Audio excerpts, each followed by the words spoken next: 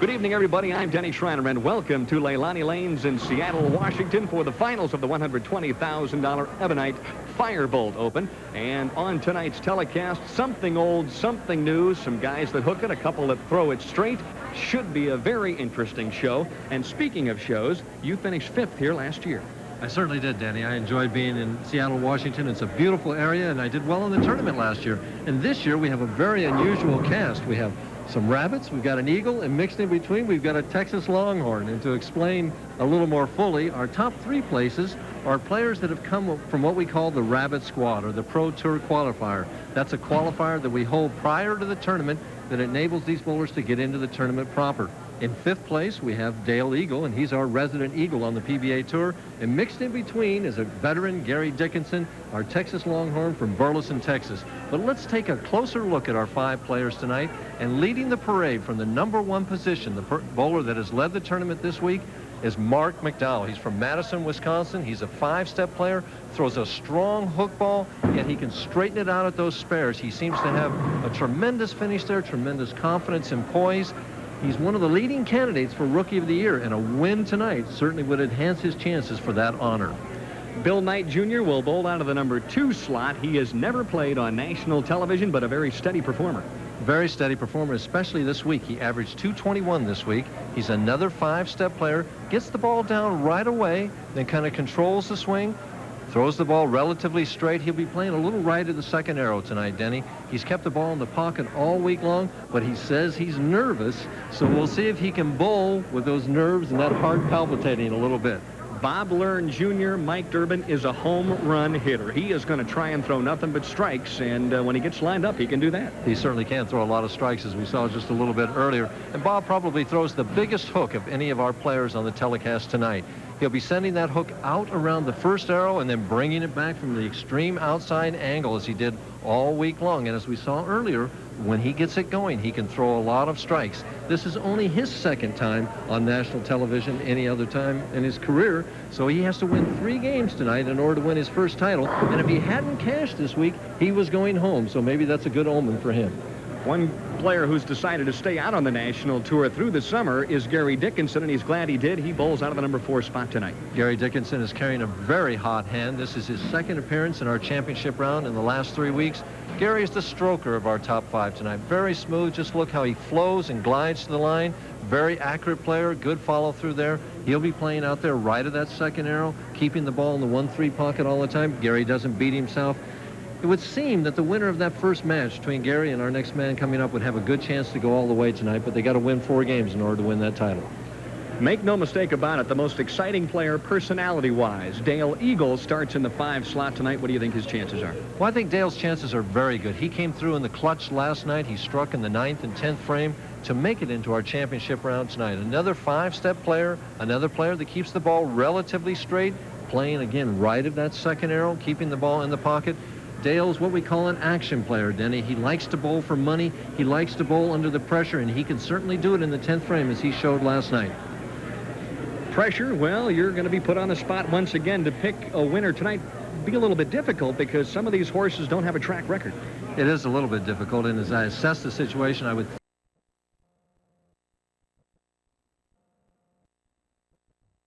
that first match between Dickinson and Eagle would have a good chance of going all the way, but winning 4 games on television's a tough task, and there's just something in the back of my mind that says the poise of Mark McDowell is going to come to the front here, and I'm going to go with the leader this week, Mark McDowell.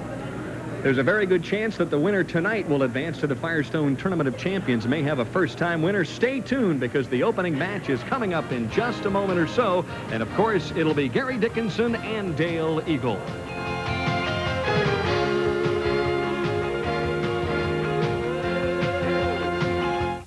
After years of research, the high-tech laboratories of Columbia 300 have created the most advanced urethane bowling ball ever made, the 100% urethane Columbia 300 U-Dot. The extraordinary U-Dot solves the inherent problems of lope and wobble. Its devastating pin power and superior lane control characteristics are unequaled. If you bowl to win, the Columbia 300 U-Dot is the ultimate weapon. It's like no ball ever made before. Sold only in lanes and pro shops.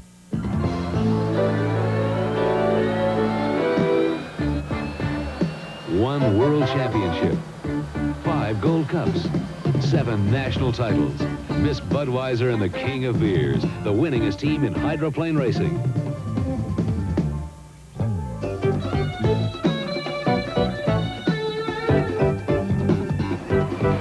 Racing fans, this Bud's for you. Here's a preview of the summer's biggest hit, the Big Summer Value Day Circular from True Value Hardware Stores. This Master Plumber wood toilet seat installs easily, and it's only $4.48. True Seal waterproofing coating helps prevent water damage for just $6.99 a gallon. Get professional-looking painting results with the True Test 4-inch brush, only $4.77. And you could win one of over 2,000 prizes in our doubleheader sweepstakes. Collect all 30 baseball cards and get details at most True Value Hardware Stores. When people work, chances are they're wearing Dickies. It's the best-selling work set in America. And if you need coveralls, overalls, work gloves, socks, or shirts, footwear, headgear, underwear, or outerwear, they all have Dickies horseshoe label. Dickies are America's favorite work clothes. But who says you have to work in them? Dickies, made with Celanese Fortrell polyester. Couple of old warriors there. I shouldn't say old, with Mike Durbin sitting next to me. Dale Eagle and Gary Dickinson. They bowled each other a few times in match play through the years. Well, they are both 40 years old or better. You know, Eagles at that magic 4-0 number, and Dickinson's 43. They bowled each other. I bowled both these guys a number of times. And both of these guys can strike under the pressure. Opening shot. Eagle on lane 27. Last night, position round game. Jim Stefanich was in the number 5 spot at that point. Dale Eagle trailed him by 23 pins and had to beat him to win the match. Struck out in the 9th and the 10th to close the door on Jim Stefanich. And the interesting part about that was that Stefanich had started the game with 4 in a row. Eagle was behind the whole game until the final ball. 6'4" Gary Dickinson stretches out with his first offering, and we were all tied after the opening frame. Both players playing right around the 8th or 9th board, Denny. And it appears, just sitting back and watching the players practice on 27 and 8 here, that 28 wants to finish a little bit more, and 27 just seems to hold a little bit more. In other words, it just doesn't quite drive as much on 27 as it will on 28, although the players are playing them both very similar. Gary Dickinson out of Burleson, Texas, would like to take a 10-pin lead.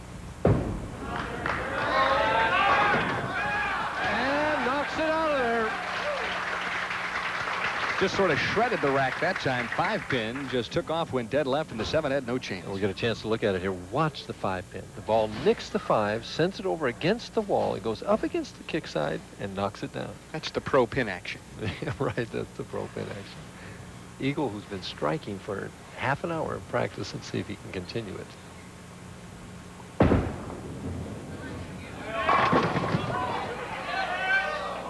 And he didn't get the message across to knock it down. The messenger came across there, but it fell a little short. Dale Eagle, now 40 years old, as Mike mentioned, has been a member of the PBA 22 years. So he joined when he was only 18. He's been very successful. Cross lane at the 10-pin. And no problem. In that 22 years, Dale Eagle, with earnings in excess of $280,000, a 2-time PBA champion, but needs a victory here tonight to become eligible once again for the Firestone Tournament of Champions. The reason for that is that there's so many new champions winning that they take precedence. When you win a title in an individual year, you take precedence over someone who has won 2.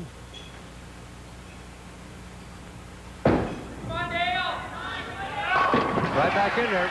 Rock solid shot that time for Dale Eagle, who averaged 215.5 for 42 games this past week. On the year, averaging just a fraction better than 203, so he has had a few problems through the winter tour.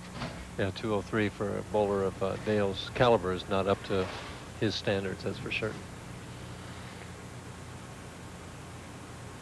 Dickinson working on 2 in a row, trying to stretch it out to 3, leads by 10. I chatted with Gary right before the match, and he said, boy, Dale Eagle is about as tough as they come in match play. So is this guy, though.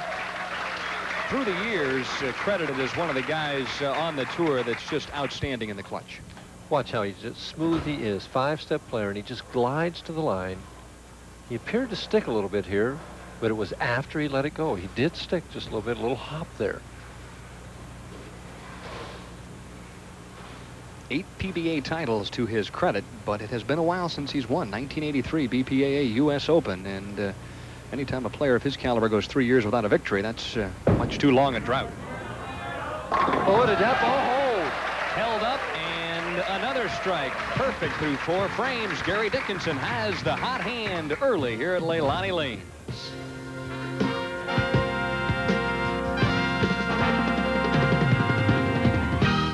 The upset of the week is brought to you by Pepto-Bismol. For most common stomach discomforts, the one that coats is the only one you need. World champions have a tough time defending their crowns, and in soccer it's no different. In the second round of the World Cup, France stunned Italy by the score of 2-0. France's defense was superb as they turned the Italians away at every opportunity.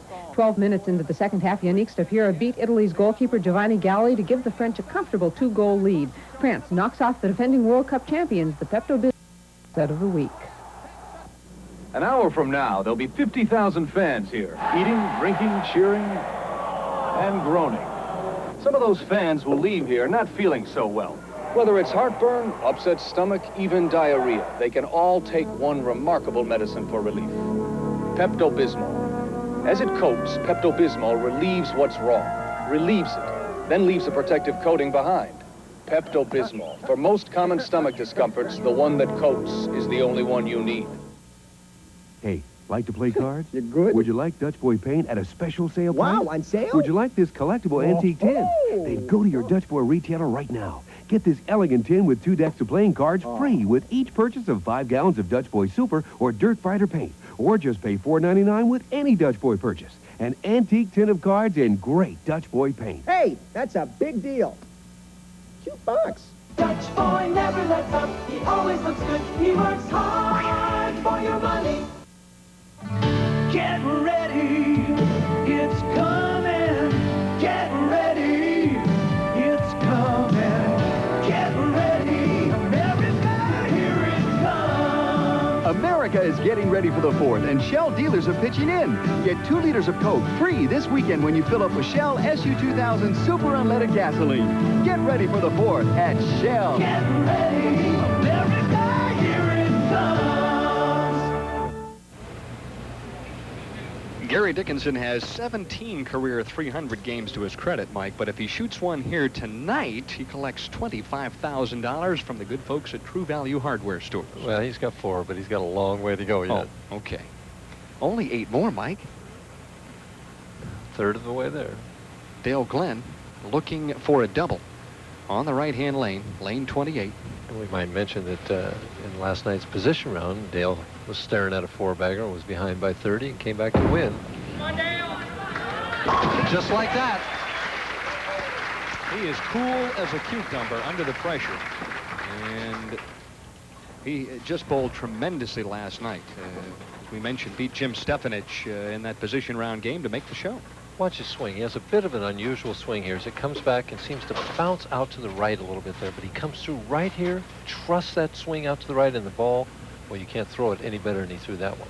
And probably, Mike, not a harder worker on the tour on his game. He bowls 100 or more practice games every week. He does sit-ups. He does things to keep himself physically in shape. He works hard to try and be a good pro out here. One more, a little soft. Just a little soft going through that, and the ball just snapped right through there. Seemed to set it a little bit short, too, maybe, Mike. Didn't get that one out on the lane like he has in the past 3 or 4 shots. Picks up another ball, cross lane at the 610.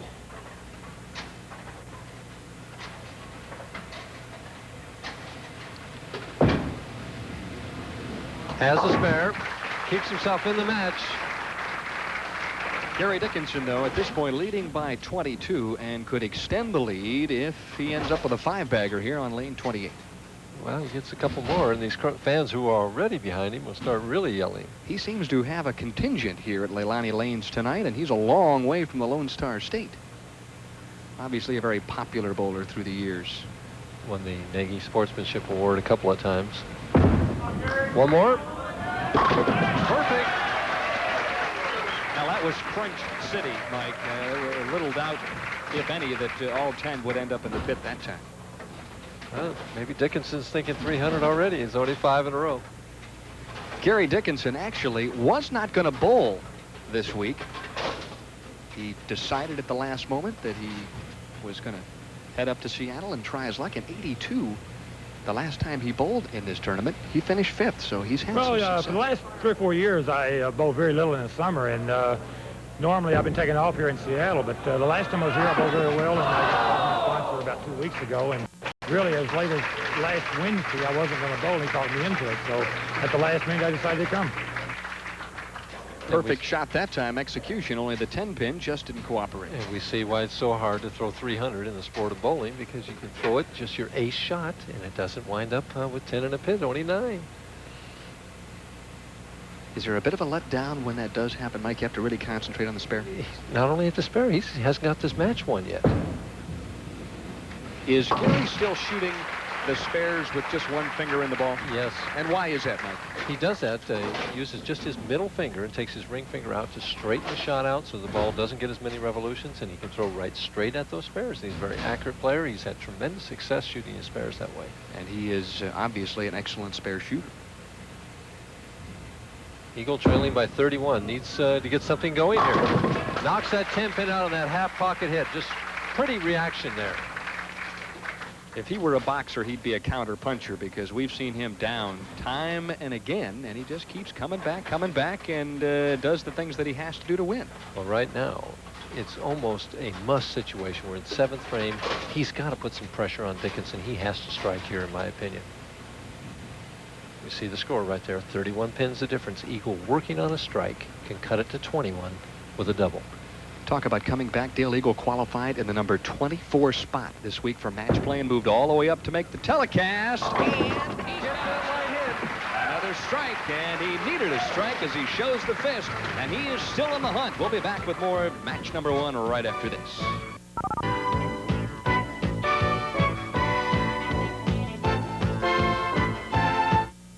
Fixing this water damage will cost $1,200. Could I have prevented it? If your transmission has been giving you problems lately, then now's the time to get it fixed. Consult with the transmission experts at Southern Tier Transmissions. Locally owned and operated by Bill Zacharias, you can be sure you're getting the best deal in town on service for both automatic and standard transmissions for all types of American or domestic cars and trucks. For rebuilt transmissions, go with a winner. Go with Southern Tier Transmissions, 2809 Watson Boulevard, Endwell. Where can you find the lowest possible price on office furniture with weekly specials and a guarantee on everything in stock?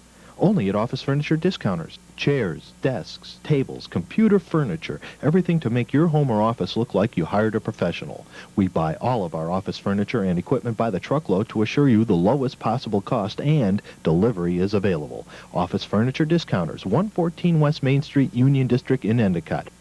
Call us at 785-2551. ESPN Sports Center. Twice every day, 3 times on Sunday, Chris Berman, Gail Gardner, and Greg Gumbel bring you the latest scores, the hottest trades, and the top plays from the world of sports. Sports Center takes you on the road with live remotes from major events like the NBA Finals and the Indy 500. Sports Center, your total source for sports, only on the Total Sports Network, ESPN.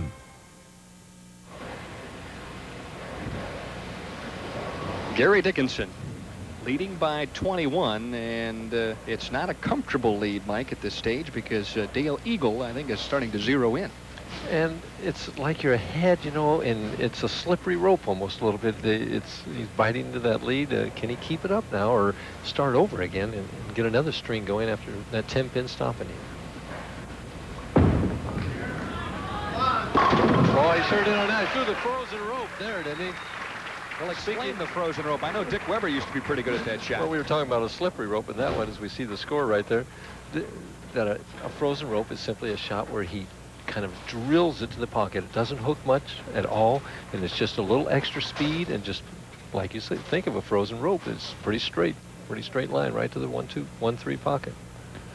Gary Dickinson averaging 237 on the TV pair during match play this week, so obviously he's enjoyed some success. That one's a little wide, and not going to climb back up the hill, and Dickinson is throwing a washout on lane 27. And we mentioned that 27 was just a little bit tighter than 28, and he just never got that ball up the hill. He gave it just a little bit too much room to the right, and it misses the head pin, cuts those pins out, leaves the 1, 2, 4, 10, the washout. He wants to go to the left of the head pin here, Denny, and send that head pin over into the 10. It's a tough shot. I'd say, though, the pros, the odds are about 2 to 1 in making it.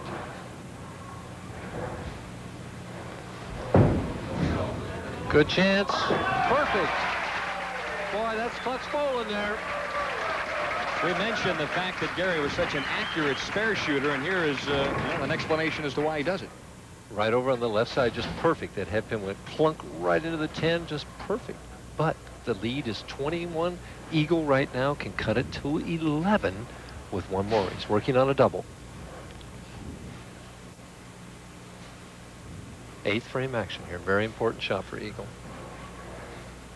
Last year earned only $10,800. This year a little better than $8,000. He would love to cash in here tonight. Oh, he got away with one there. Well, there is a bit of a break, and it's been an interesting couple of weeks for Dale Eagle, who just recently got married, and he said that's one of the keys to bowling well this week. Well, I worked hard this week, and I practiced before the tournament. I got married 2 weeks ago to a lovely lady named Penny. It was a surprise to me and her, and also I just try to stay loose and calm and make some quick changes, and I thought a little bit faster than I normally do, and my thinking was up to par, working hard. And working hard is doing exactly what he's doing right now on a turkey, looking for a strike in the 9th. Cut it to one pin with one here. And he gets the right hit again. The Eagle is soaring at this point, Mike Derlin. He is ready to go to work in the 10th. And watch the head pin, Dan. The head pin goes to the wall and gets the 4-5-7 very, very late. There's the 4-5-7 standing. And there's the 7 pin falling very late. Dickinson's, who's once over 30 pin lead, has been cut to 1. We had a feeling this opening match would be close and down to the wire, and that's exactly the case. Gave this a little room, too. He doesn't make it. We see the difference between the two shots as Gary leaves the 2-8. Eagle throws a little bit more hook than Dickinson does, and Eagle sent those last 2 shots of his a little wide. They got back for the light tickler strike. Dickinson sent his wide. He left the washout, and now the difficult 2-8. If he makes this, he's down by 1 pin. As solid as Gary Dickinson has been through the years as a touring professional, he has struggled a little on television at times. He's 31-37 overall in 44 appearances. At the 2-8. Perfect. The key now, obviously, for Gary Dickinson to take this one off the sheet in the 10th frame and could strike out for a possible 247. And we have a definite potential of a tie. We see there that Dickinson has 197, the 8th spare working. If Dickinson would go strike spare, he'd finish with 237. If Eagle got up and got 9 on his first one, spared and struck, he would finish with 237. So anything's possible, but the bowler that performs in the 10th frame is probably going to become out the winner of this opening match.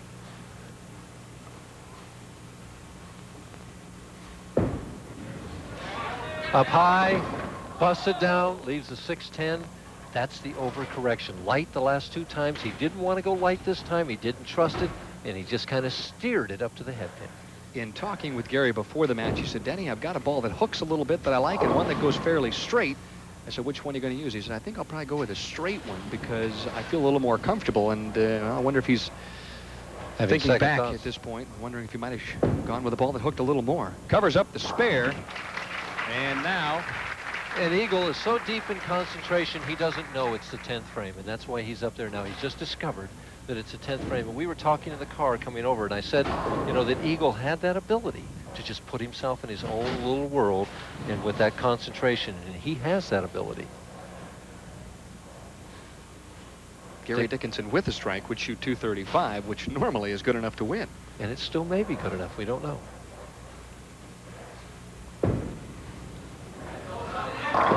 There's the light hit he was looking for. Dickinson started with a 5-bagger, then left a solid 10 in the 6th, then struck again in the 7th, but struggled a bit in the 8th and the 9th, and did not strike on the first shot in the 10th. And so obviously he's given Dale Eagle a golden opportunity. Eagle needs to fill 18 pins in the 10th frame in order to win this. It says it needs a marking count. Well, he only has 3 pins to play with, so it's not a whole lot. He's thinking strike. That's what the Eagle's thinking.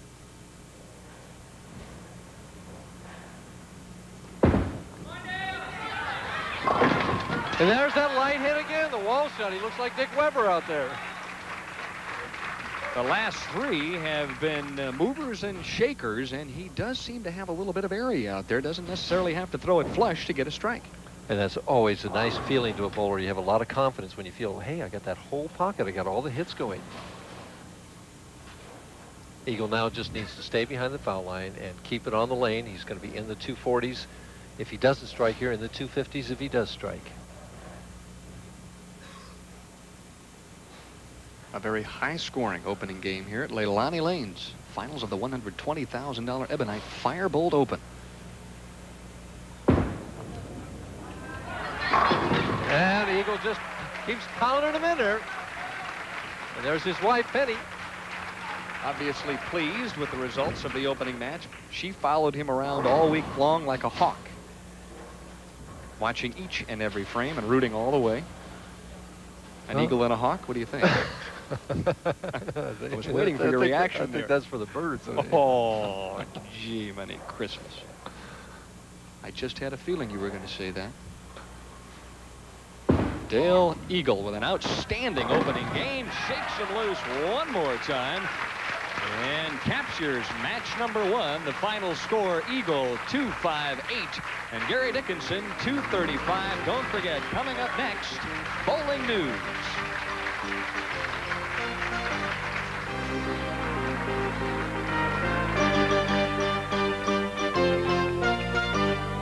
In my line of work, your insurance isn't on a piece of paper. It's up here, and it's in your equipment. With all the technology that's built into today's cars, I just don't trust mine to anything but AC filters. An AC oil filter can help protect your gasoline engine for up to 15,000 miles. An AC air filter, up to 30,000 miles. Never wait for trouble. Protect your car with AC filters. Now get rebates on AC filters. Call 1-800-AC-DELCO for a participating dealer. We love to get pizza to go, except my family won't let me pick it up anymore. I don't know what happens to me. I get possessed. I get crazy. I can't help myself. I have to have a slice right then and there in the car. There is a problem. Do you have any idea what it's like to try to piece together all of these slices so that they'll look like a whole pizza again? Listen, it worked when the kids were little.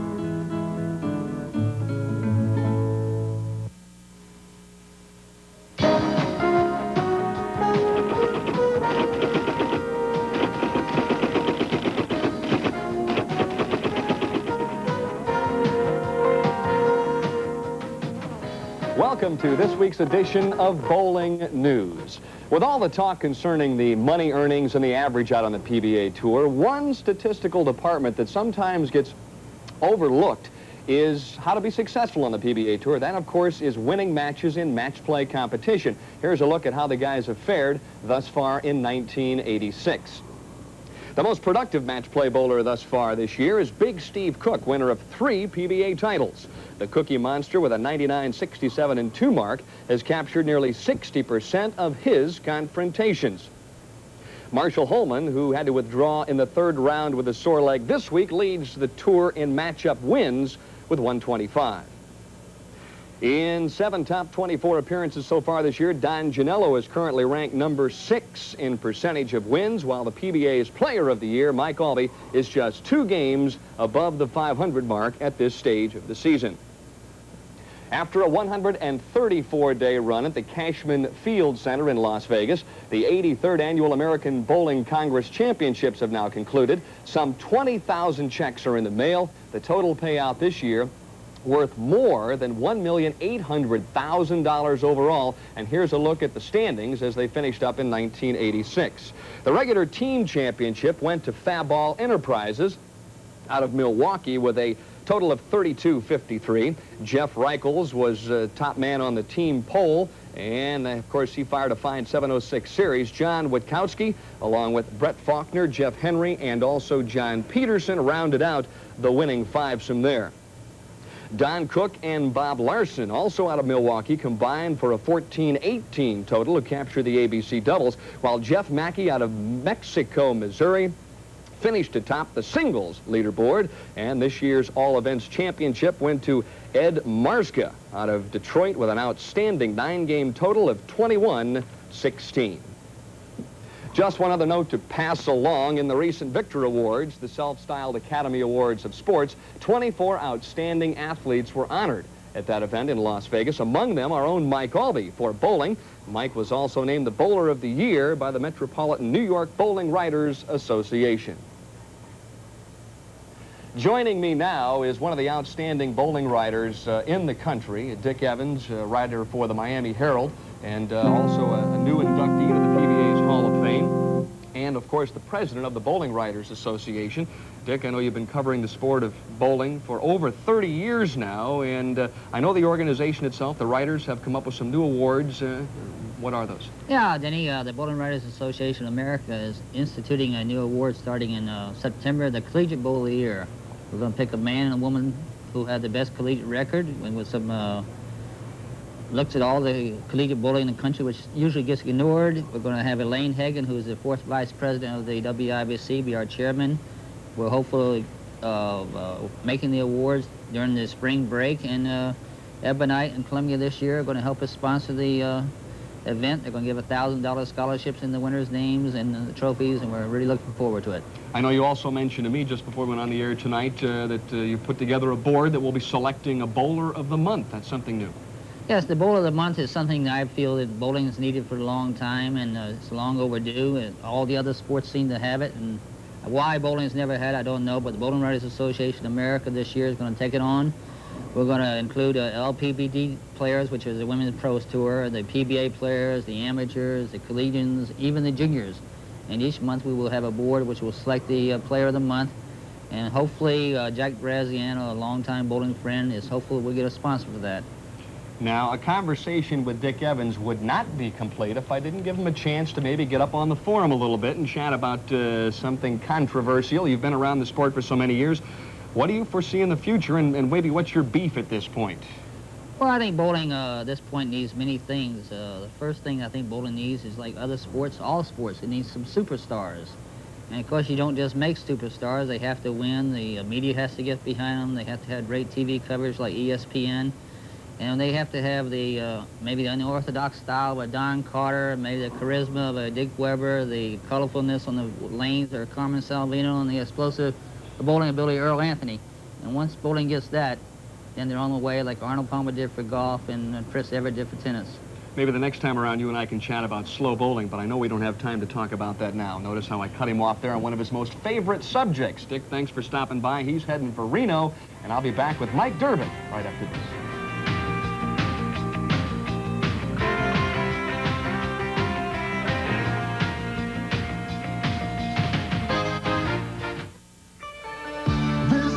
For all that you do, somehow you always come through. You keep it going, your pride's really showing. Nobody shines like you, yeah. You make America work, and this bud's for you. Here's to you, Beechwood Age, for that clean, crisp taste that says Budweiser. This bud's for you. Tournament leader Mark McDowell averaged better than 223 this week, Mike, to end up in the top-seeded position, and there were a number of high games thrown at Leilani Lanes this week. There certainly were, Denny. As in any PBA tournament, there's always a number of high games, and the highlight of every week is always a 300 game, and as we saw at the top of the show, Bob Learn Jr. had a 300. A couple of other high games, Ty Dawson with 289, Tim Weisbrod with 288, a couple 280s by Baker and Jacks and Lightfoot. There were also a number of 279s that were shot by other players, as there are in every PBA tournament. For you statistics buffs out there, we have your heart's delight right here tonight. We have a number of statistics for you to look at. Left-handed bowlers this week averaged 202.95. Right-handers a little better, 205. What you needed to cash, finish 48th in the money, was 207. Needed to make the top 24 was a 211 average this week. The best match play record was by Knight Jr. You had 16 wins and 8 losses. The most games over 236 out of a possible 42 games by Gary Dickinson. And the most consecutive 200 games, Pete Weber had 15 200s in a row. Nothing ever comes easy on the PBA National Tour, and several top 20 money winners failed to get to the pay window this week. It's been happening every week, Denny. That just shows you the talent on the PBA Tour, but we see a list here of some of the players that didn't cash. Mike Albee heads that list, and Steve Cook's right down it. They were our champions the first week. Mark Baker has been making a lot of money this year, didn't cash. Our defending champion here, Dennis Jakes, didn't cash. Jimmy Pritz Jr. was in our championship round here last year, and Guppy Troop failed to make money when a number of other straight shooters did make the cash and the top 24 here, Denny. It just shows that it's a lot of talent on the PBA Tour, and some of these guys are having trouble making money sometimes. A lot of talent. Also, it seems this summer, Mike, that there's been a number of different types of players, guys that hook the ball, guys that throw it straight, guys that arc it, that are making the finals each week. And I think representative this week of 6 through 24, you're going to see some guys that do a little bit of everything. Yeah, let's take a look at that number 6 through 24 right now. Jim Stefanich, the veteran, just missed out as he lost the last game last night. Randy Lightfoot bowling well again. Pete McCarty, steady as ever. Ron Palumbi, we saw him last week. George Pappas, 3 in a row there. Gary Skidmore in the finals. Butch Soper, Pete Weber, we see there. Jimmy Miller, Greg Damascus, Chuck Pierce, our statistician, Bob Hanley, Bobby Knipple, and Ted Hannes breaking a slump by finishing 24th here. And coming up next in an outstanding match will be Dale Eagle and Bob Learn Jr.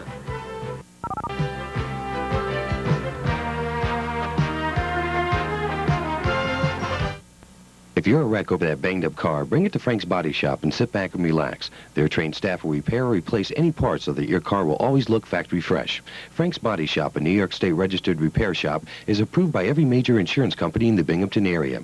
40 years of experience has made Frank's Body Shop a leader in body repair, with a reputation of quality work and outstanding service.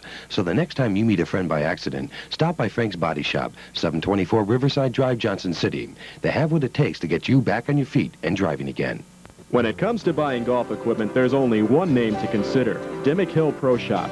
Featuring the lowest prices nationally on the finest names in clubs, balls, shoes, and bags known to the game. Names like Ping, Axiom, McGregor, Wilson, Dexter, FootJoy, Titleist, Top Flight, and more. And don't overlook Dimmick Hill's own acclaimed Striker clubs. With over $1 million of business last year, play it smart. Go where the pros buy. Dimmick Hill Pro Shop, Dimmick Hill Road, Binghamton. This week on ESPN, the LPGA Mayflower Classic, and that, of course, live on Friday, Saturday, and Sunday. Coverage on Friday, June 27th, begins at 4 p.m. Eastern time, and that's, of course, 1 p.m. Pacific. Then the third round coverage live on Saturday, June 28th at 2 p.m. Eastern, 11 a.m. Pacific. And on the 29th on Sunday, the final round at 3 p.m. Eastern, noon Pacific time.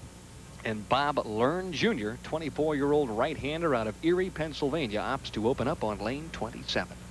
And everyone else chose to finish on lane 27 or learn like 28 better. And the reason was because he was having a little trouble getting the ball to finish back hard on 27 for him. Mike, I mentioned that well, Bob Learn Jr. is a home run hitter. He's not going to waste any time trying to throw strikes, and he might leave a few things other than a 10-pin here tonight. Well, you don't know always where it's going. But what I was struck here is that Eagle bowling in this match is 40 years old. Learn is 24. We got 16 years difference, and it shows you just the variety of Eagle strikes in the sport of bowling and how it's not just a young man's game, that Eagle is still highly competitive at age 40. There's not a lot of sports where that happens. Mike, how much of an edge do you rate Dale Eagle, having all the experience through the years of competing on the tour in a match like this? Well, I would rate him to have an enormous advantage, which probably negates any chances that he has at all. But I know one thing. If you strike, that's the whole key to victory on the PBA Tour. Eagle trying for a double to take a quick lead. And fails to carry his first light hit. He's been carrying all of those. That time he got more of the 5 than the wall shots that he was carrying before, and he didn't strike. This time he gets up and the ball gets the 5, and the 5 slides in front of the 7.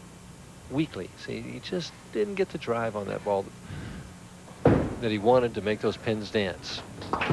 Makes Eagle 7 pin. On the conversion, and so he has 20 in the first. Bob Learn Jr. who told me just prior to tonight's telecast that he was very nervous, and I imagine the mouth might be a little dry at this point, even after the first strike.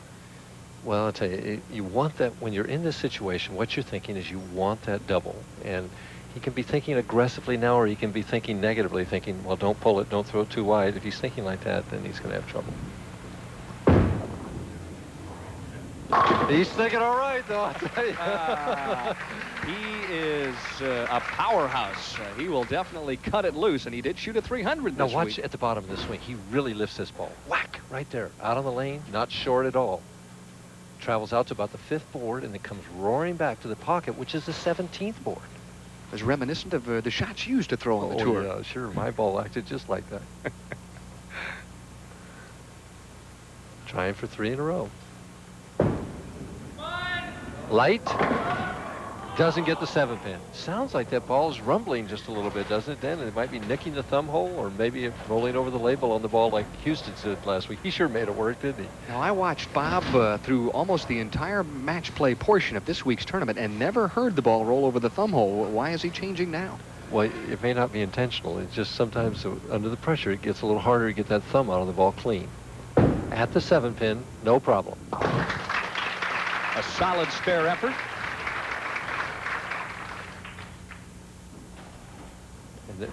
And there's our proprietor's family there, Mac Lowry's 4 daughters, and there's Mac Lowry himself.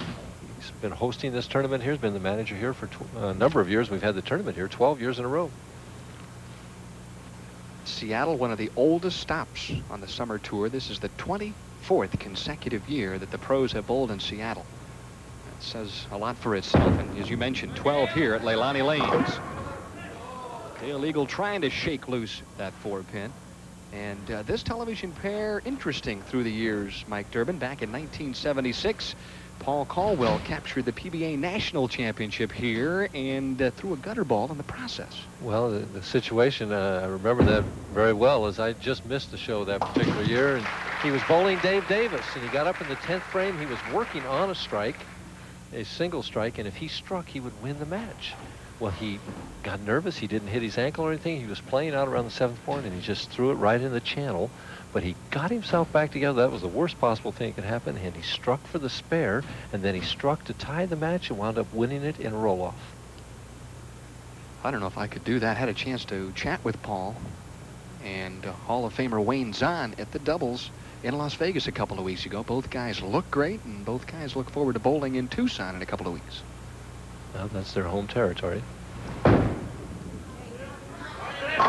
Dale Eagle back on course with a big strike on lane 27 in the 4th, and it looks like he's beginning to get lined up once again. He won the opening match. Back with more after this.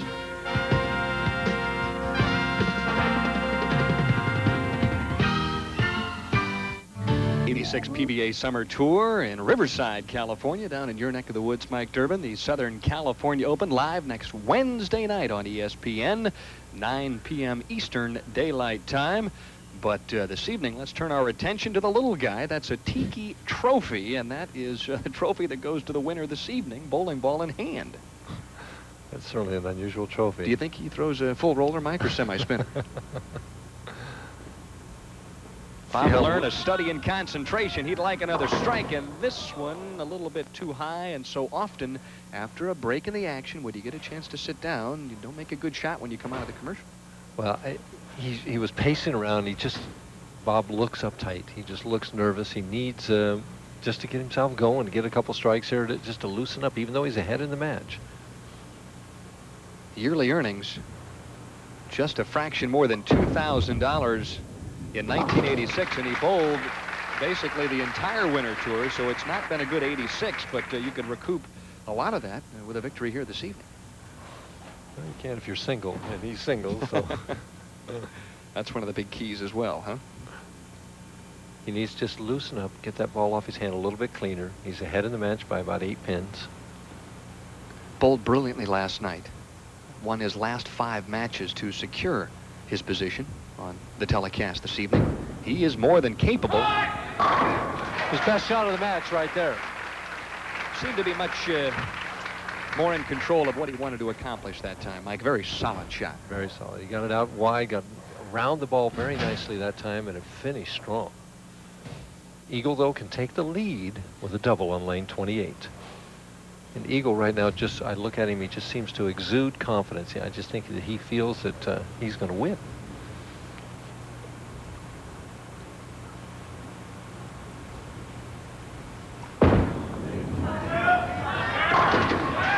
That's why. He knows that he's got a good ball reaction. He knows he's throwing it well.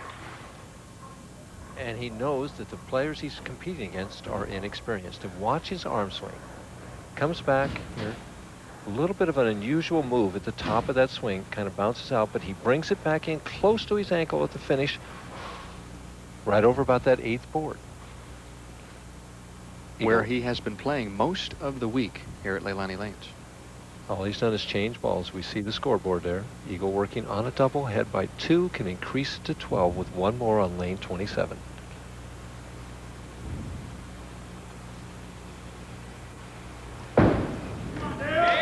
And knocks that 10 pin out of there. And I might comment, I talked about him changing balls. As we see, watch the 6 pin, second from the right. As it goes to the sideboard, comes back and just nudges out the 10. And again, to comment further on why he changes balls, is sometimes the lanes change from morning to night. And you want to get a different reaction, and a different bowling ball gives you that reaction. And Eagle's very intelligent in making those kind of adjustments. Learn to stay in the match. Pretty shot. Boy, that shows me a little something about his character there. Bob Learn Jr., Mike Durbin, averaged 263 on the television pair this week, a 266 game and a 260, so he's been red hot on this pair. And we see him holding the ball down with one hand. His good friend Wayne Webb does this. Carmen Zalfino initiated this style, pushes it out, kind of just walks away. And watch at the finish how he lifts that ball out on the lanes and snaps that follow through. Nice shot.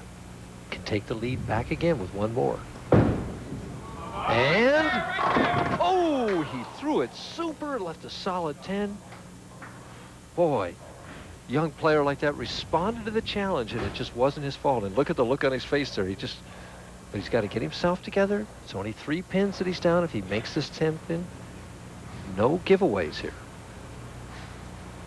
Both matches have been very, very close. Outstanding bowling thus far.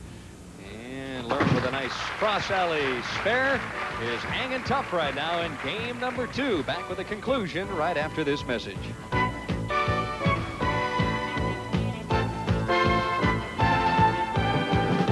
If you've been using this to take care of vinyl, leather, and rubber, you're going to like new vinyl a whole lot more because it goes on easier, lasts longer, and protects better. Watch.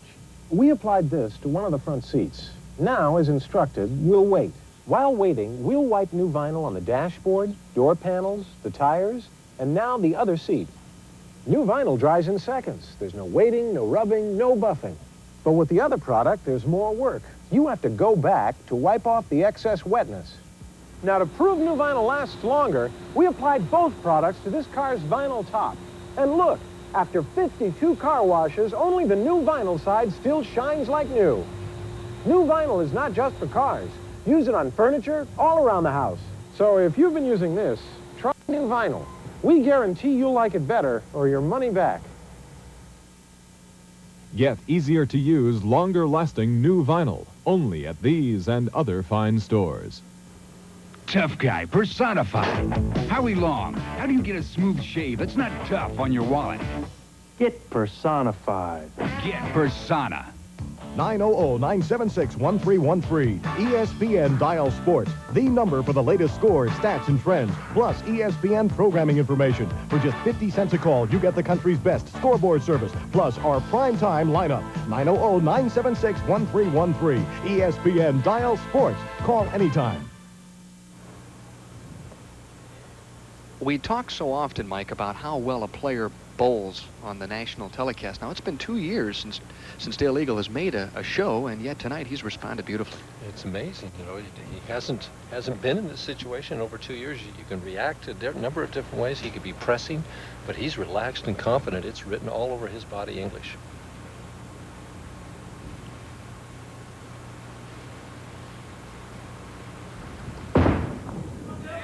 Right over that target. Boy, I'll tell you, he's just splicing that target every time. Opened up this evening's festivities with a beautiful 258-235 victory over Gary Dickinson, who isn't the easiest guy in the world to beat. And Dale Eagle now leading by 13, and would love to see a 5-bagger extended through the 8th frame. And he had 10 out of 12 strikes in the opening match. He's got 5 out of 7 here in the second match. He's been throwing a lot of strikes. Hasn't missed the pocket, has he? Yeah, I think he's missed it once. I think he went a little high one time in the first match against Dickinson. Yeah, left the 6-10. Yes. Yeah, broke it up. Head by 13, can increase it to 23. Wow! Dale Eagle is an opportunist, and he is showing us that right now as he extends the lead to 23 pins. But now the youngster, Bob Learn Jr., you call him a youngster at 24, but he's been a member 5 years now, and he's bowled on the national tour, so he's an experienced young guy. And he's in a bad position right now. He's got to strike. Must strike. And does. Right now, though, the 9th frame, Denny, is going to be the most important frame for Bob Learn Jr. this week. Because if he can strike in the 9th frame, he is still potential 246. So he can still win this match. But if he doesn't strike here, he's not going to catch Dale Eagle. Bob was under a lot of pressure this week financially, was out on his own money this summer, and told me that if he hadn't made the finals this week, he was going to have to pack it up and go home. So obviously now, no matter where he finishes, he'll bowl the rest of the summer tour. To stay in the match. Light and carry. He didn't throw that one as well as he did the one in the 7th frame, but that one struck. Never say die. An Eagles lead now trimmed to just 13 pins. But Dale Eagle, as Mike just alluded to, with 10 strikes in the first game and a bushel basket full here in game number 2, is obviously well lined up on both lanes, 27 and 28. And he's striking. I mean, he's... Yeah, it's one thing to hit the pocket. It's another to knock them all down.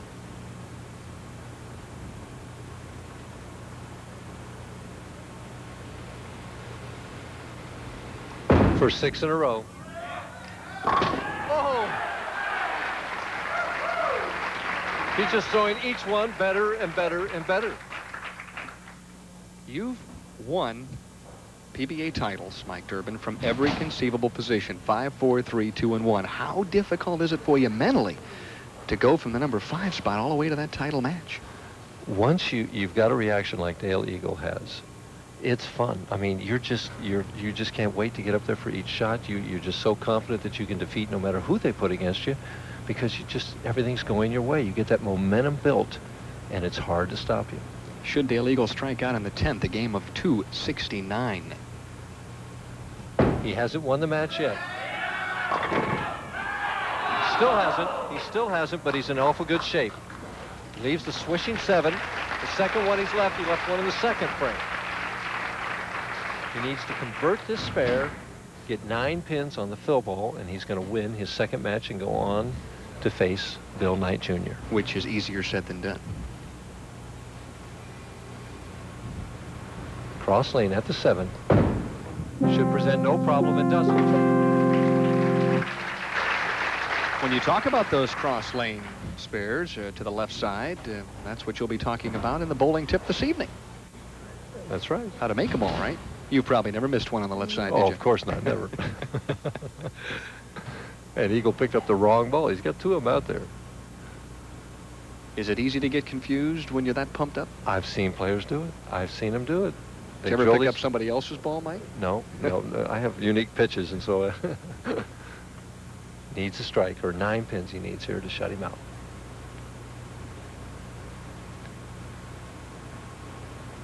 A little high. Oh, just enough. It's one thing to be good. It's another thing to be good and lucky. That could have had anything. Well, there's the fist in the air. Dale Eagle realizing that 9 is enough to shut the door on Bob Learn. We see it right through the heart of the pins. He's got 7 now. Now here comes a pin off the wall, knocks out the 10. That's a winner. Has to be a little bit frustrating for Bob Learn to have bowled as well as he has. A crucial 10-pin in the 7th frame. Really his demise this evening.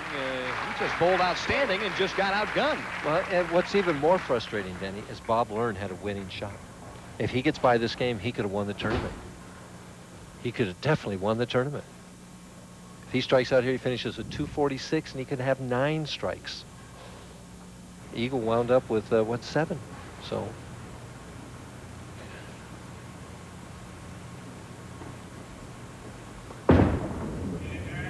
One more.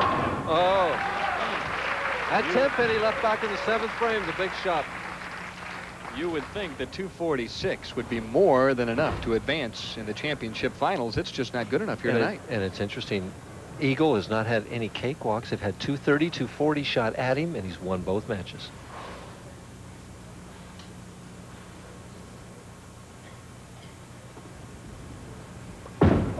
One more for 246. And 9 strikes, but it's not enough. Bob Learn will take home a check for $7,000, but the final score, Dale Eagle 247, Bob Learn Jr. 246. Back with more right after this.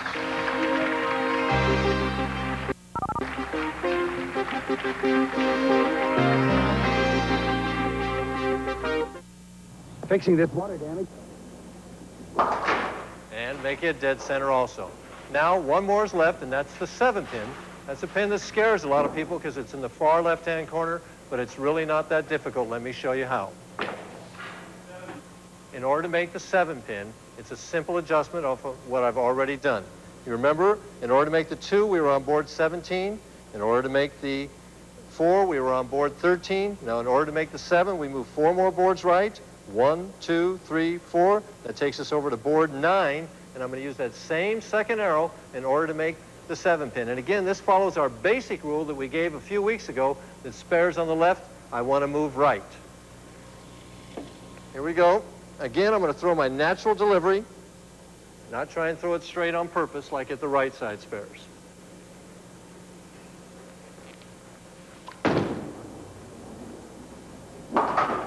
And that's how to make the 2, 4, and 7 pin spares. Remember, get the negative idea out of your mind that making a single pin spare is more difficult than making pins in a group. It really isn't. Next week, though, we are going to cover some pins in a group, the 2, 4, 5, and its combinations. We'll see you next week.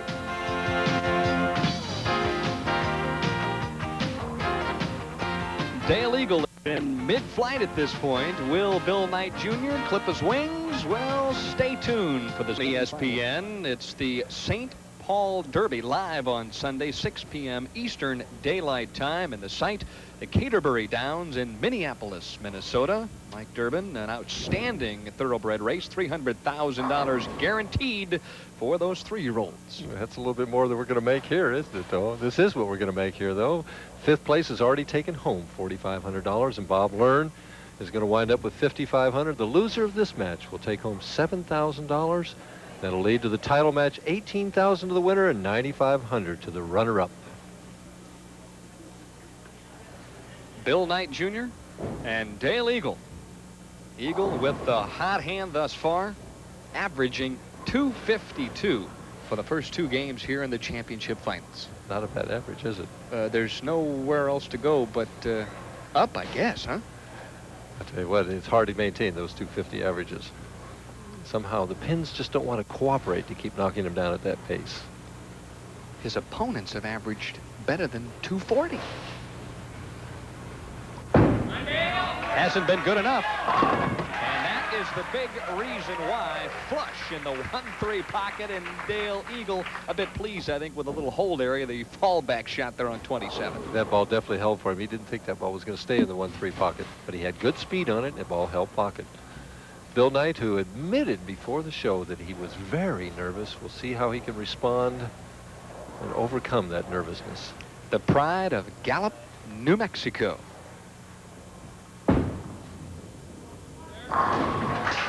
I'll tell you, these guys, they say they're nervous, they just come out throwing strikes. Nerves of steel. Last night, Bill told me that if he got 4 hours sleep, that was stretching it. He was dreaming of this very moment, the first shot on national television to strike. Well, that's what it's all about, and he struck all week long. Look at his average on the television pair, 236.5, solid. It would be a big boost to his morale to be able to double right here. Light. Breaks it down, only the 5-pin. You know, not too bad. He just gave it too much room. It's that I don't want to go high type shot. Has an easy spare, but against Eagle, spares aren't going to win tonight, I don't think. Mike, do you remember what went through your mind when you first bowled on national television? Oh, I sure do. I bowled it was Nelson, pure shock, wasn't yeah, it? I bowled Nelson Burton Jr. He's playing one lane, the first arrow, the other the fourth arrow, and he started with 6 in a row at me. Oh, boy, I'll bet that was a treat.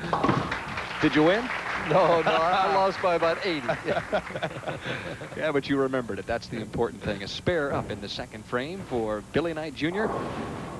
Dale Eagle will right himself and get set here on lane 28. He has been a striking machine here at Leilani Lanes this evening. Ironically, the only other time I bowled Nelson Burton Jr. in my career, I bowled him in Tucson in 1982, I think it was. He was the leader of the tournament and got wrapped to death, and I edged him out for the title. Sweet revenge. This guy just got, I'll tell you, you talk about 300s, he's got a double. The way he's been striking, he's possible anything. His concentration level, would you say, Mike, that that's probably his strongest asset? Yeah, I would think that's, plus his willingness to work hard. Dale is just not afraid to get out there and practice. He says he practices 100 games a week, and he does. That's not just a figure he puts down there on the paper. This guy is always practicing. And again, he picked up the wrong ball. Wonder if he's been doing that all night long. Oh, yeah, switching balls. When you're as hot as he is right now, you could probably strike with just about anything. Let's see if that disturbs his concentration a little bit there. Dale Eagle, before the telecast this evening, practiced for about a half hour, 45 minutes at the other end of the bowling center just to get loose. For 3. No way. And he definitely just didn't throw that ball the same way he's been throwing all the others. He just stared at the swing, wasn't as loose. His thinking process was not as good on that shot. As he comes through here, he kind of just shovels it. He doesn't go through it. He just kind of pushes it out there. And it was definitely left to target, started hooking. It was high right away. 3-6-10. You know, he could have left that in the 10th frame against Bob Learn real easy. At the spare. And just enough. Up on his toes, but managed to convert the 3-pin spare and leads by 7 now as Billy Knight Jr., who struck on his opening shot on 28, would really enjoy another strike here at this point, just to right himself, get settled a little bit. Eagle showed that he's human. He's not a machine out there. Billy coming in light and blows him out of there. Big shot coming up for him now, confidence-wise. He was light the first time on this left lane. He picked a finish on this left lane. He knows the left lane holds a little bit more. A double right now, and he can go into that commercial break with a 3-pin lead. Billy Knight Jr. capable of shooting big numbers. As a matter of fact, he put together the biggest block of the tournament, averaging 242, and his father watched him all week long, and his mom got a chance to fly in for the show this evening. It's in the pocket. Oh, just not enough lift with the fingers. Left that weak 10. In averaging 242 in round number 5, Mike, he also won 7 of 8 matches, won 12 of 16 on Tuesday, and that's really what put him in the number 2 slot here this week. He says, PBA Tour, it's hard. Says who? Guess what? This is his first, it was his first finals appearance in the top first, 24. First time in the top 24. Uh-oh. Oh, my. There is a chink in the armor as Knight opens up, and Dale Eagle will see if he can take advantage when we come back.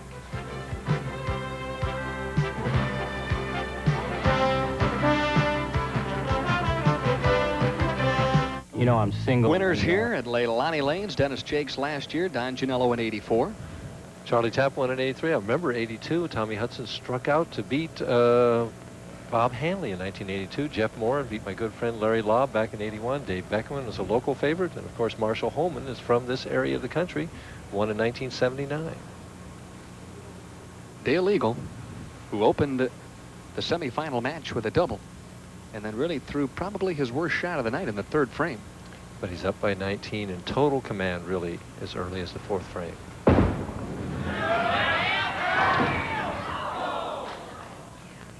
Left the soft 10. Ball just didn't drive the way it has been. Mike, psychologically, after Billy Knight missed the 1-pin spare in the 4th, was Dale Eagle really trying to put the clamp on him and maybe strike in in that frame? That's the aggressive attitude of any champion on the PBA Tour. When your opponent's down, you can't have any mercy. You want to stomp on him right then and there. It's nothing personal. It's just the fact that you're out there trying to win those matches, to win the tournament, to win dollars. Dale Eagle bowling now out of Lake Havasu City, Arizona. 5 foot 10 inches tall, 175 pounds. And as Mike mentioned, I think in game number 1, in excellent physical condition.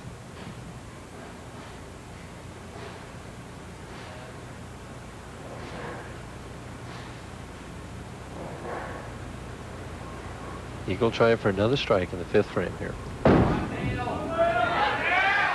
A little more aggressive on that shot. Nice lift. Eagle suffering perhaps just a slight mental letdown in the 3rd and 4th frames there. Bob Knight, or Bill Knight rather, here is just nervous.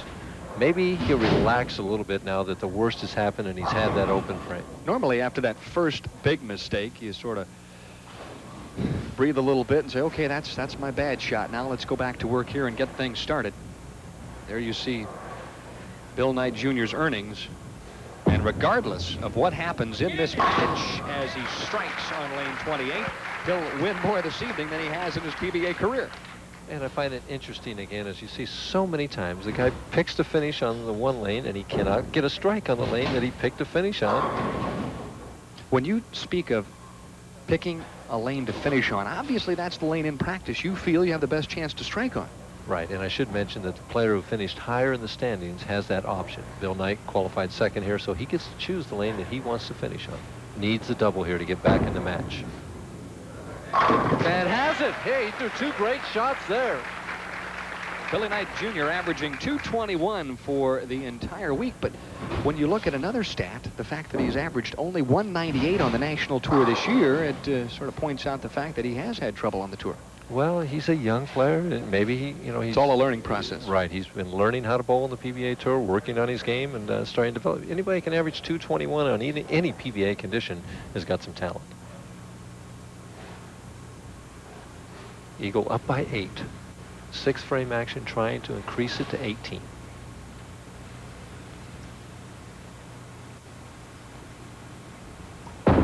Gave it room. And it came back harder. We're getting an effect here that is happening on lane 28 here, that he's throwing a little wide and the ball's driving back even harder. It could be caused by the lights. So we see the ball drive up here and leave the 4-pin. Explain that. What do you mean by the lights, Mike? You mean the lanes are beginning to dry out a little more? Yes, I think it could be either from the lights that we use for the television show here, or it could be just from the fact that the bowlers are bowling a lot in that one area of the lane, causing it to dry out a little bit. Dale Eagle has just bowled superbly here this evening. Beat Gary Dickinson in the opening game, 258-235. Bounced right back and edged Bob Learn Jr., 247-246. And he finds himself leading by 8 as he lines up on the left-hand lane in the 7th frame, but Billy Knight Jr. is working on a double. And going to a lane that he hasn't missed. Better shot. Say a better reaction, except for a wiggling 8-pin that decided not to become part of the stack. And I think we're going to see the ball hits the 8-pin here. It chops the 5 off the 8. No, it was the 5-pin that nicked that 8-pin and did knock it over. The game is tough enough, Mike. When you throw it like that, you've got to find an X, and Dale Eagle will just have to sit down and come back the next time on lane 27 and throw the same. Back here at Leilani Lanes, and we see another shot of a solid 8 by Dale Eagle as the ball goes in there and the 8-pin wiggles but doesn't fall over. And here we're going to see a reaction of what Dale looks like as he thinks that it's a strike. He's moving, and look at those eyes, and then the realization that he left the 8-pin. If looks could knock him down, there wouldn't have been an 8-pin standing on lane 27. That was great camera work there. I'll tell you, I enjoyed that. But right now, Billy Knight is throwing probably his most important shot of the match right now. He's down by 7, can take the lead. We've had the commercial break. He's had a couple minutes to think about this shot. We'll see how he throws it.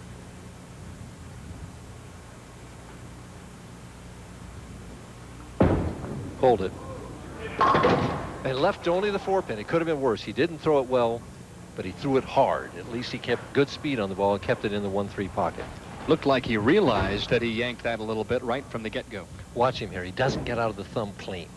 The ball kind of bounces out here, and it's left of target, and he just kind of just spit it off his hand. And the ball, because he didn't get out of it clean, at least held the pocket. Knocks down the 4-pin, though, and covers the spare. We'll try and regroup and strike on the left-hand lane. As I mentioned, the pride of Gallup, New Mexico. And I talked to Billy right before the show tonight. I said, well, did you talk to anybody back there? He said, yeah, I think all 14,000 in Gallup will be watching this evening. We do have ESPN. We do have cable out where we live. Threw a much better shot at the spare. See if he can relax now and make a good shot here in the 8th frame on lane 27.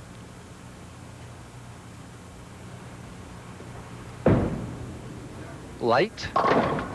Oh, could have carried and it didn't. Gave it a little bit of room, but a stubborn 7 stood up. Bill's dad owns a bowling center. I might mention the only bowling center in Gallup, New Mexico, and that's where obviously he grew up, learned to bowl, and very well indeed. Also mentioned that he is going to bowl the first 6 for sure on the summer tour, and should he win, obviously he would continue to bowl, because when you've got it going out here, you don't want to go home. Eagle now has been throwing every ball in the pocket except for one, where he left the 3-6-10. Back up on lane 28, 8th frame action. 9 pins of difference still. To use the old cliche, anybody's game. Dale has also been in a position, Mike, where he's been ahead in every match, and that's kind of a secure feeling from time to time. It's sort of better than coming from behind. It's a confident feeling, right? You always feel like you're one step ahead of the opponent. The 10-pin. And Dale is getting what we call here, Dan, an overreaction. He actually got that ball in a little bit. The oil has carried down the lane, and that ball held. You saw him move his hand. That ball did what he has fell back. Now watch him here. He gets this ball closer to the 2nd arrow. It hit just about on the 2nd arrow. The last one, he got out over the 8th board, and the ball kind of fades right here and hits weakly. Barely got the 5-pin out. Might this be a time, Mike, where Dale Eagle would consider throwing the other ball that he's got maybe on the right-hand lane? Because you said right now he is getting an overreaction, and he can ill afford not to keep striking. At this point in the match, I think he's assessing his opponent and assessing the game situation. He's still ahead by 8 pins. He knows his opponent still is nervous, and he's hitting the pocket. I think he's going to stick with what he's doing and hope, that he can just have enough to win this match. In match play throughout this tournament, Dale Eagle defeated Billy Knight. Oh, no, I should say he lost to him. 267 to 181. So the psychological advantage maybe with Bill Knight. Real close match there. Yeah. Nice Dale action. in trouble in that match. Seems to be moving a little bit left with the target to try and keep that ball holding a little bit rather than hooking it more. Is that a decision that you have to make too, Mike, to maybe play tighter as opposed to swinging the ball a little bit? Generally, the way it goes is a player who throws the ball a little bit straighter likes the tighter angle rather than trying to swing it. A big hooker like Bob Learn we just have on would probably choose to move a little left, keep the target the same as swing it, where the straighter player will move left with both the feet and the target. Big shot here now for Knight, 9th frame. Clean release. Oh, it's just a bad ram. Oh, a solid 10. He threw that ball pretty. There are nights, Mike, when not only do you bowl well, but your opponent, when he makes good shots, does not strike, and sometimes you win more matches sitting on the bench than you do throwing strikes, don't you? Sometimes it's out of your control, and it's out of Eagle's control right now on that situation. He got a good break with Knight leaving the 10-pin. He has this one. He's still in the match, though. A possible 205 for Bill Knight Jr. should he strike out in the 10th. Dale Eagle, on the other hand, if he would throw a turkey in the 10th, 11th, and 12th, could shoot 224, down some from his 252 average, but if he wins, successful nonetheless. Knight needs this first one desperately.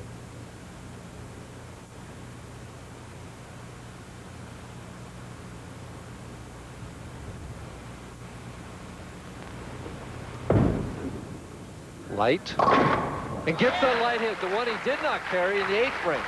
That keeps him in the match, and that makes Eagle mark no matter what.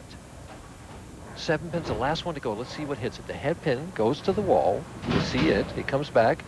It hits the 4, and the head pin turns and got both the 4 and the 7. That pin action is unbelievable. And the pros put those fingers in the balls, and the equipment is so good these days that the reaction is unbelievable when they get the pins. To take the lead. Light again. And this time he doesn't get the reaction. Leaves the 5-7. What he's going to have to do here is go for 1 to finish with 194. The ball deflects off here. Watch it deflect to the right. And the head pin goes to the wall. The ball doesn't get the 5. 4, 5, 7 standing there. And instead of getting them all, 2 of them stand. Looks like he's going for the conversion. Oh, bad mistake there. Although it's still enough. He makes him mark. If Eagle would open, Eagle would finish with 192 if he would open in this. So in that situation, it wasn't a bad. Eagle, who has not had an open frame yet, needs only to mark here to move on to the title match. He has been as solid as a rock, with the exception of a couple of shots. Has already won 2 matches and is looking to notch number 3. Gives it plenty of room, and it comes back, and it is a strike. Mike Durbin, he has just delivered in the clutch as his new wife looks on, and very, very happy with what's transpired thus far this evening. And brings to mind that final game last night where he got a strike in the 9th and all 3 in the 10th to edge out Jim Stefanich, and that could mean his 3rd title to himself and back in the Tournament of Champions, as he has to get by Mark McDowell in the next match. One thing is for sure, somebody will be headed to the Firestone, whether it's McDowell or Steel Eagle. Somebody that wasn't there last year, right? Mike, in the fill situation now for Dale Eagle. Is he looking around a little bit, maybe making some minor adjustments with this shot, considering it doesn't make any difference? Might he be looking for a different line for the final game? He may have found just an intangible thing with those first 2 strikes in the 10th frame. Just something, and maybe how he held the ball or how he positioned it. He is maybe making a minor move with his feet here as an experiment on the 12th shot.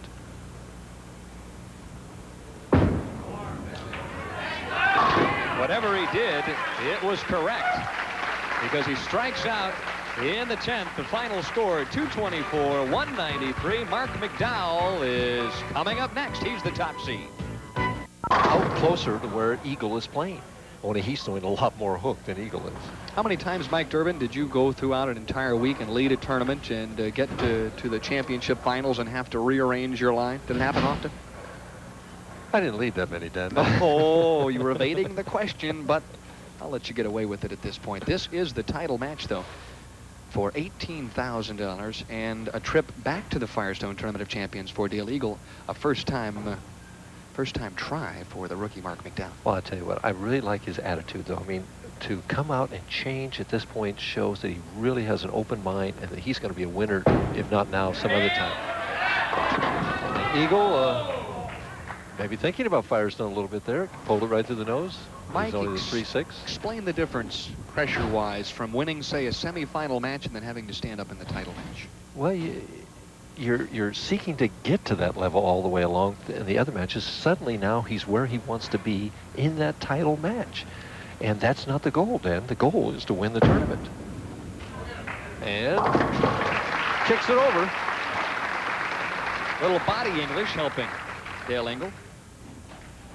And Dale Eagle really has just performed admirably here this evening. A guy who qualified 24th in match play and climbed the ladder all the way up to the number 5 spot and then has continued to bowl his way right to the title match. Opening shot from Mark McDowell. He'd like to make it a good one. And that's not the way you want to start with a 2-8 to have to pick up. Well, he just kind of jerked that follow-through going up there. Mark has a very smooth approach, and he's pretty square as he gets to the line, but that one he just kind of shot it off his hand. Didn't get the good rotation, the good clean release with the fingers lifting the ball. Like you say, it's a tough spare to open up with the 2-8, especially when you throw a lot of hook like he does. This is Mark's 2nd appearance in a championship round. He made the finals of the King Louis Open in Overland Park, Kansas this past winter. Shot it off his strike line and missed it. Opened right up, and just worst thing can happen right away. Open up with a missed spare. A young player, a very talented player, an outstanding collegiate career. Bowled for 3.5 years at West Texas State, and they have put together one of the finest bowling programs in the country. He was 2nd team All-American down there. Yep, 2 times. Finds himself in a bit of a bind now at the professional level, though. Sends it way wide, but gets it back. Woo! He has played aggressively all week long. Took over the lead last night about midway through the final 8 games of play and just never relinquished it. See, that ball got out to about the 3rd board. Comes back light, and those pins didn't have a chance. And there's his reaction. Trying to get that adrenaline going.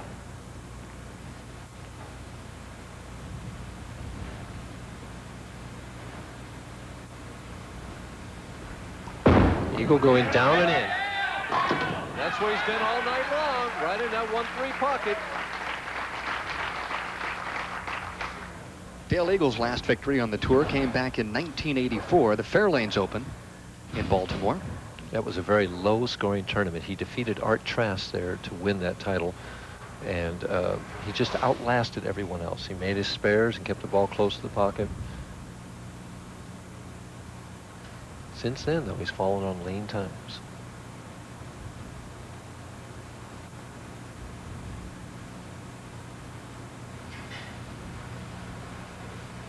Up by 11. He didn't get out of the ball as clean. It was a good shot, but it was not a great shot. And the pins told him that reaction. He got the 5 over in front of that 7. It could have struck. Watch him as he lets it go, and he just doesn't get the lift here. It's imperceptible there. At the 7 pin. Hits it on the left. Oh, plenty of room to spare. Dale Eagle averaging 243, Mike, for the first 3 games here on the championship pair, and that's a winning performance. 24 strikes. Mark McDowell, though, needs to strike here to get himself right back in this match. Taking a little extra time. He needs to keep his speed up, Dan. If he gets soft where he's hooking the ball, he's going to have a combination up there. McDowell, the top average getter this week, better than 223 per game. Makes the adjustment. Oh, I don't believe it. A solid 9. He threw that ball too good. Unreal. That ball was solid. It wasn't even high. Watch it. We're going to get a great shot of it here from our ground floor camera. He really gets a watch that ball rev up. It looks like Gant's ball from the right. Comes in there solid in the 1-3 pocket, and the 9 pin didn't even wiggle. Throws it straight at the spare. Should have thrown it straight at that 2-8, I think, instead of trying to hook it at it. Mark McDowell, 24 years of age, 5'8", 160 pounds, averaged 245 this week on the TV pair in games of 247 and also 243. You get a great shot of him. Watch his left arm now. He'll come out here, square himself up here.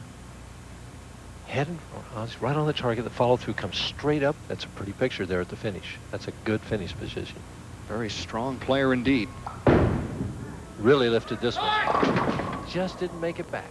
Left lane again, we said hangs a little bit more in that right lane. Leaves the 2-5 and falls further behind.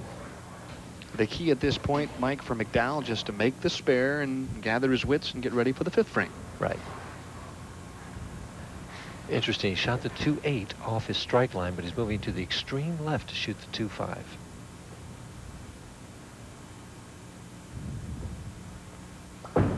Straight at it, no hook. Makes the spare easily.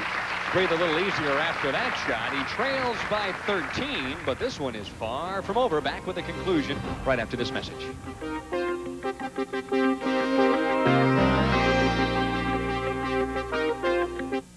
When I'm bringing home a pizza from Pizza Hut, I drive very carefully. I don't change lanes much. I avoid jackrabbit starts and stops. And I make turns extra carefully, too. I think instead of having traffic cops, everybody should drive around with a pizza in their car. Pull over. Let's see your toppings. You old enough to drive that pizza? Columbia 300 knows that all bowlers are not created equal. That's why Columbia 300 has spent years in research just to have the right ball for you. If you need less weight, the light dot. Drier lanes, the white dot. The perfect all-around ball, the world-famous yellow dot. If you're ready for urethane, the Columbia 300 U dot, the wine U dot for normal conditions, and the new black U dot when you want more curve. Columbia 300 sold only in lanes and pro shops. Get ready, it's coming. Get ready, it's coming. Get ready, everybody, here it comes. America is getting ready for the 4th, and Shell dealers are pitching in. Get 2 liters of Coke free this weekend when you fill up with Shell SU2000 Super Unleaded Gasoline. Get ready for the 4th at Shell. Get ready, America, here it comes.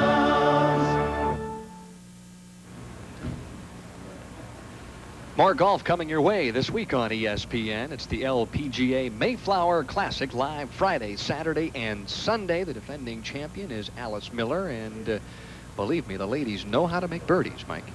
They can certainly putt. I'll tell you what, I've watched them around those greens, and they are great. Dale Eagle, averaging 8 strikes per game through his first 3 matches, has struck only once here in 3 frames here in the title match. Is he getting tired, Mike? Worn down a little bit? No, I don't think he's tired at all. Not in as good a shape as he's in.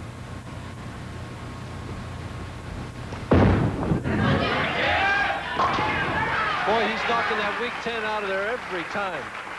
He is slapping that 10 pin out, and that is a big key. When you throw a half-hit shot, Mike, and you can carry the 10, why, you can go anywhere from there. Oh, it just does anything to your confidence. It used to be that the light hit, when you could blow the 5, was this hit that really spurred on your confidence. Anymore with the players, I think it's that half pocket hit. When they can carry that, boy, they know they got a winning shot. Why does it happen? What's the difference between a guy who carries the half hit and a guy who doesn't? The difference generally is that the half hit will tell you how you got out of that ball, whether you got out of that clean and got good lift and rotation on that ball, or whether it's just a little drag on your thumb.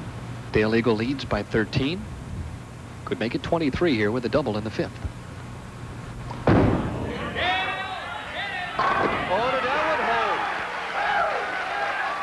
What a reaction from Dale Eagle, who realizes all of a sudden that this title is well within his grasp. Solid in the 1-3 pocket. The ball just held. It was the frozen rope that we talked. Look at those eyes. Look at them. That was the Hoover treatment there. Just sweep him straight back. I'm waiting for the Eagle treatment when he gives us his Eagle mating call. Could happen. Could happen if he does indeed win this title. Mark McDowell, who's been fishing now, has to start stringing strikes. Get in there, Mark! And that ball was higher than the solid 9. And McDowell says, boy, I'm sure glad the 9-pin decided not to stand up this time around. It could have. I'll tell you, that ball was driving so hard at the finish. If he eases up on that speed 1 iota, he's going to be staring at 5. Mark McDowell needs a double, and he needs it desperately here. Could trim the lead to 13. Should he strike here on lane 27? He is currently 12th on the PBA Tour in average, with an average of better than 211 per game. Here it comes. And he knocks out that half pocket hit. He just ripped the finger holes right out of that shot. And talk about carrying the half 10. Well, there was no doubt in anybody's mind. Well, there wasn't mine. I didn't know whether it was going to stand or not. I knew it all the time. Of course, I used to hook a little more than you probably have. When you throw the ball like Eagle and I do, you're used to staring at a lot of weak 10s. Eagle taking a little extra time here. He knows that McDowell maybe has found the range now. He can't afford to stop striking. 3 previous matches have been outstanding, and this one obviously rising to the occasion as well. Another run-out strike for Dale Eagle, who is praying as he crosses lanes for yet another strike, perhaps on the left-hand lane. There we see the score. Eagle increases that lead back up to 23, can send it to 33 with 1 more here. I think maybe he feels that Leilani Lanes may owe him one here. And back in 1978, he and Jay Robinson led the doubles here and lost on the television show to Mike Berlin and Jimmy Certain. And so I have a feeling at this point he would love to come back, win this title, but I think he's a little too pumped up, sat down, got himself a breath of fresh air there. Well, yeah, what's happening is the adrenaline is pumping so hard right now that his heartbeat is going so fast that he has to mentally get control of himself and try and just say, hey, calm down. You can't get too excited yet. You've got to strike again here. Could make it a 4-bagger. Here in the 7th, he leads by 23.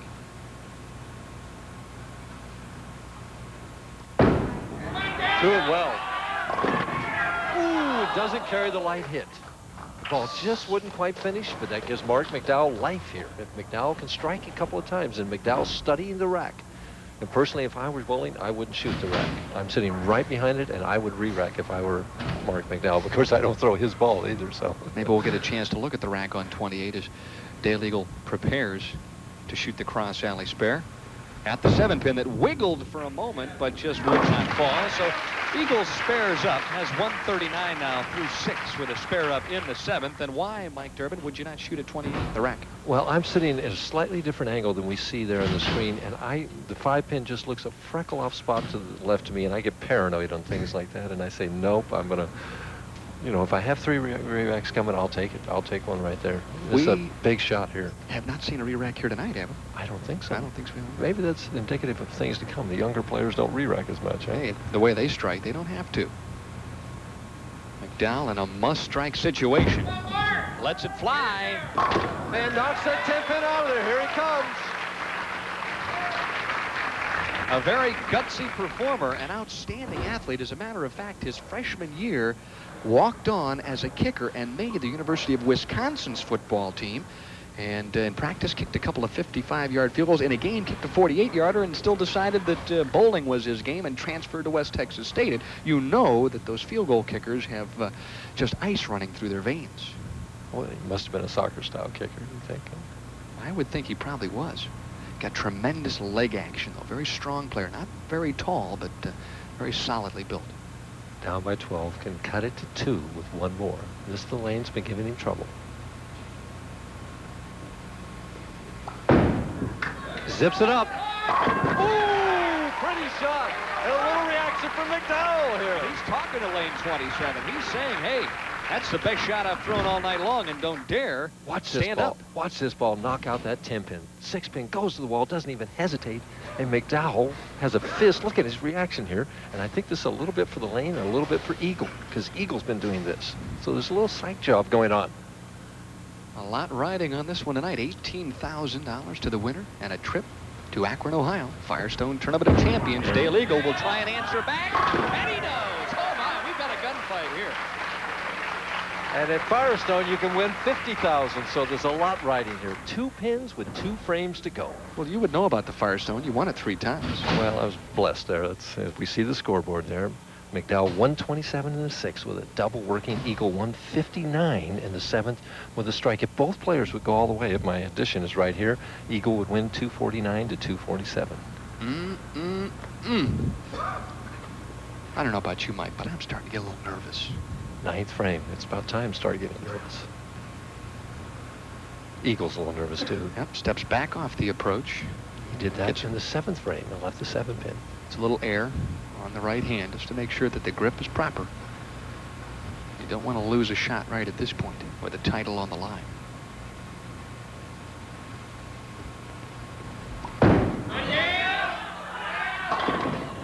Oh, he had the 410 standing for a second, and he aimed that shot. He knew it. Immediately, when that ball left his hand, he was praying for maybe just the 4-pin, and he got a break there. You see it go high here, and the 410 is standing for a second. And what I want to point out here is you see what pressure does. We saw Dale Eagle perform in the 10th frame under enormous pressure last night and come through in flying colors. And the pressure is so great right then that he was unable to respond to it like he wanted to. That's when you talk about maybe just squeezing it just a little bit, trying to hang on to that ball to make sure that you make the perfect shot and you don't do what's natural. It's just hard under that kind of intense pressure. Let's see how the rookie, 24 years old, Mark McDowell here is, responds to the same kind of pressure. And this is the first time he has ever bowled for a PBA title. To take the lead in the 9th frame. He is pumping that ball away a little bit. Here it comes. The 10-pin. So we have 3-pin difference if he makes the 10-pin going into the 10th frame. Well, he threw it well. It just didn't knock out that weak 10. Came in behind the pocket somewhat. Big spare here. He cannot afford any mistakes. And he knows it.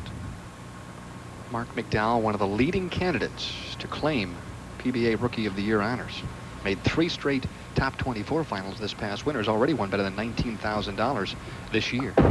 Straight, see how he straightens that ball out. Great tip for our younger players. If they're throwing that big hook, straighten it out at those spares. He's down by 3, 179 to 176. Both players working on spares. It's the bowler that can perform in the 10th frame that's going to win. And if they both do, then Eagle will win, but we'll see.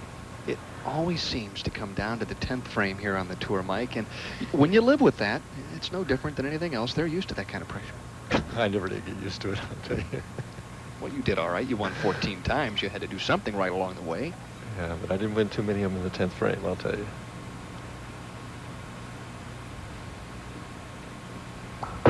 Oh, he really gave that one away. And left the 10 pin again, and it's in Eagle's hands.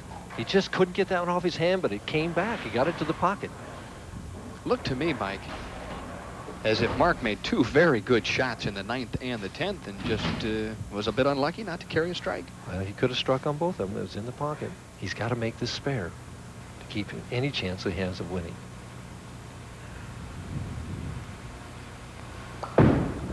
And he does.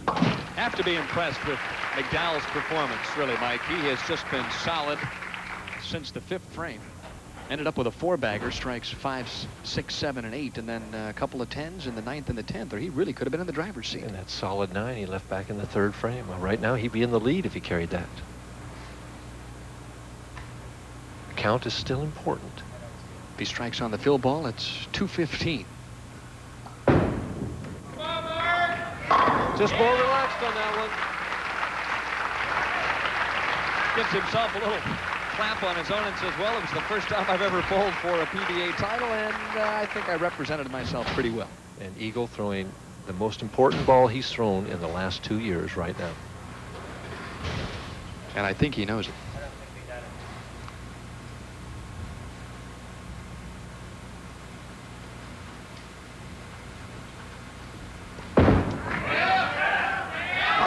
And that's it. And there is the Eagle call. A strike on lane 28, the first shot in the 10th. And as Billy Whaler used to say, that was Daddy Lockouts. It's not over yet. I mean, even though it is, but it isn't. He's only got 209 right now until he throws another ball. Has to stay behind the foul line as he went over and gave Mark McDowell a hug. You see the graphic there. Needs 7 pins to win his 3rd PBA title, $18,000, and a trip back to the Firestone Tournament of Champions. That'll do it right there. All week long, he has been Mr. Clutch in the 10th frame, and he responds one more time. Dale Eagle climbing the ladder as his wife is, I guess as excited as she's ever been in her life, climbs the ladder all the way to the title match and captures the $120,000 Ebonite Firebolt Open.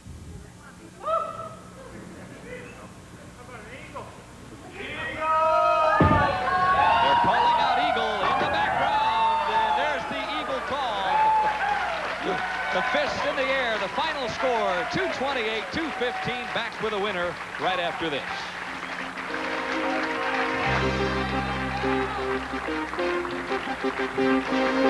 You'll find the summer savings absolutely refreshing at True Value Hardware Store. Eagle call and PBA title number 3.